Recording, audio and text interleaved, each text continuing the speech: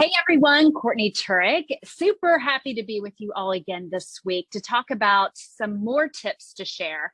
I have Chandra Porter with us, and she's going to be talking about what makes a strong female leader. So, Chandra, before we go any further, could you share a little bit about yourself?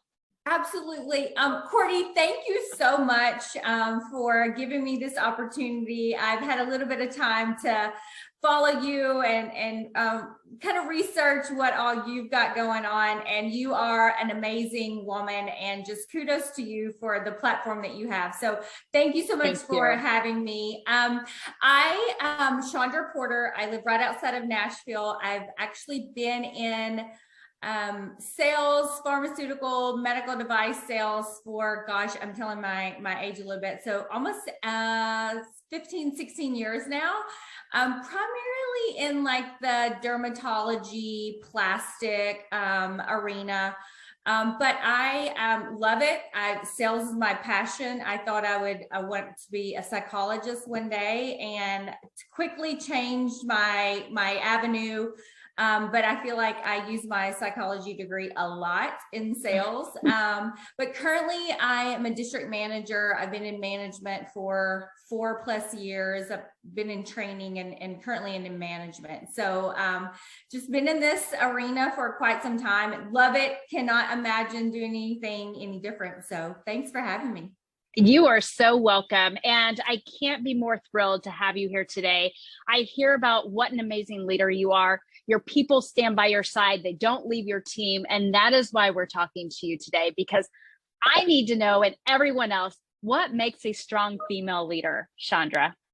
Yes, so I think that for me, and everyone's different, right? So I always talk about, what I'm passionate about. And I was in sales for a very long time, and people are like, you should really think about management, and you can do this. And I'm like, no, I just want to hit a number and that's it. And then I got to a point where my mindset really shifted, and I thought about the contribution to the organization, right? So I've been with Allergan for a very long time. It's my place. It's my happy place. But at that point, I thought I contribute a lot to the organization. Now I want to contribute to individuals. So when you think about being a leader, you have to get to that point where it's not about me. It's not about what I can do. It's about how do I invest in people? And I love my people. I'm so grateful that they stay with me. I mean, we are a cluster probably 90% of the time, but we have fun.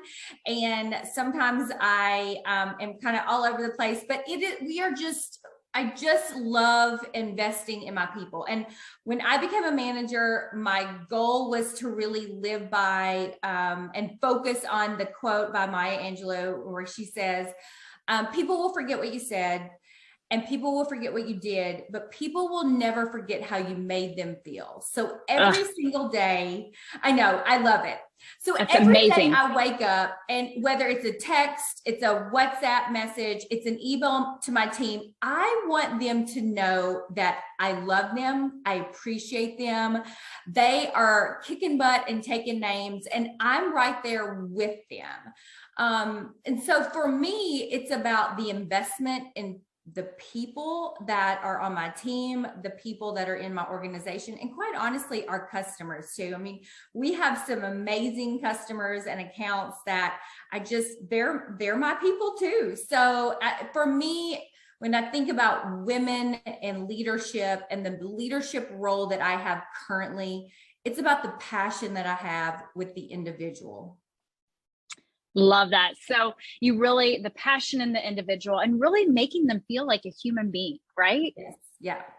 And I think so many times when, you're with an organization, whether you're with a startup or, and you've got 20 employees, or you're with a Fortune 500 and there's thousands of employees, it's still at the end of the day, there's a human component to every single person, right? So we're making a sales number, we're hitting a quota, but we have real lives. I mean, we have kids at home, we have a husband to take care of, we have family and friends and organizations that we're a part of. So I think organizations and even leaders sometimes forget that there's a human component to every individual that is listed on our roster. And I think for me, I try to make them feel like if your kid's home sick, you need to be home with them. If you haven't taken a vacation in months, like take a vacation. Because I feel like when they feel valued, when they are supported, when they feel like an important contributor to the organization, they work harder. They're happy employees. Yes. They want to work harder for me as their leader. They want to work hard for the organization and their customers. So I feel like that you cannot look at your team and you cannot lead people when you truly just see them as a name on a roster. Yes, you make them feel seen. Yes. Right? And we all want to be seen and heard, right? Yeah, absolutely. So many of us work so hard these days and our work-life balance is really challenging. So to have a leader that encourages us to take that time with our family or to be present with them at that moment, that's huge.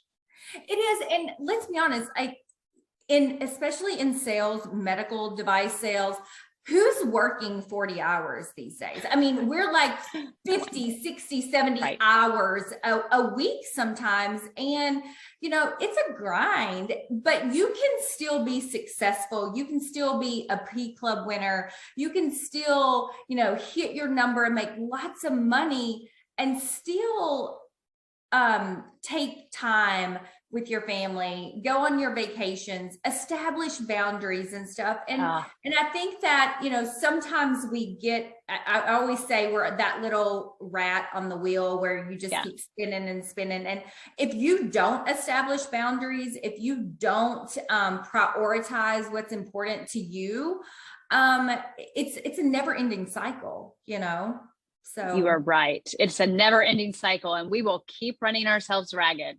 Yes. And I personally can say that because I've been there, I've been at that point where the carrot dangles for P-Club year after year and you just are constantly going for it because we're salespeople, we're overachievers, right. We're super successful and that's in our DNA. But, I feel like there's more to life than just making a sales number. So I try in my leadership to convey that message to my team day in and day out that we're going to work hard. We're going to make a number. We're going to be successful. I'm going to help you achieve that accomplishment. I'm not going to ever ask my team to do something that I'm not willing to do, but I also am willing to say to them, hey, I think you need a break. I think you need a Friday where you do a spa day, you invest in yourself. I am that leader that will say that to them. I want them to feel like, I care about them on a personal and a professional level. That is great, Chandra. And I'm sure a lot of people out there are thinking, I really hope my manager does the same for me because it's important. And so as we move forward, any words of wisdom to other women in the industry? Yes. So I talked about boundaries and I talked about, it's okay to have those boundaries. I remember several years ago, someone that I considered a mentor to me, I remember she said, no matter what you're doing, no matter how busy you are, I kind of tear up even just thinking about this. You should always save some for home. And I thought, wow, what do you mean by that? Right. And so if it means catching an earlier flight to come home to tuck your kid in, if it means scheduling a Friday to where you can go grab lunch with your husband, that's what that means. So establish boundaries and save some for home because work's going to be there. We can do it. We're overachievers, but, in the midst of all that we have on our plate, juggling and that work-life balance, I just encourage women that I am a huge advocate. We got this. I love seeing women successful, but I encourage you to really think about, how do I set those boundaries and how do I save some for home? Wow, you struck a chord for me, Chandra. So, thank you so much. That is some words of wisdom that I'm going to take with myself and one I need to tell myself over and over and over again. But more than anything, thank you for being here with us today and sharing those gems, because there are a lot of jewels in there that are sparkling that I'm going to keep grabbing at for myself. So again, thank you. Well, thank you for having me. And again, I'm so proud of you and all that you're doing for the industry and for the women out here. And we just applaud you and appreciate you so much. Thank you, Chandra. And I will chat with you soon. Perfect. Thanks. Thank